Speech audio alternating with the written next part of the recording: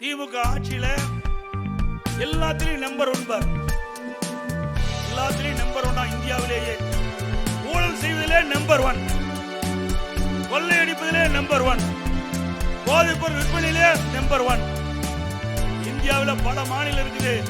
போன ஆண்டு இந்தியாவிலேயே கடன் வாங்குவதிலே தமிழ்நாடு நம்பர் 1.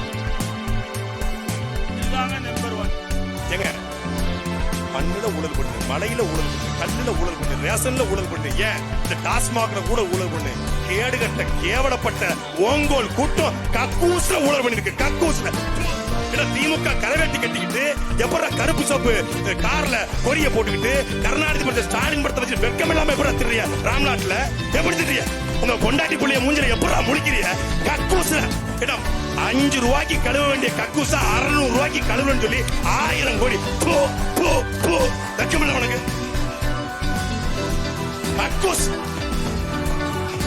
நாரி போன ஆட்சியத்துக்கு 4 ஆண்டு சாட்சிக்கிற மாதிரி ஒரு கேடுகட்ட ஆட்சியை கொடுத்து விட்டு கொப்பட வேண்டிய குறை சொல்ல முடியாது கொடுங்க முடியும்.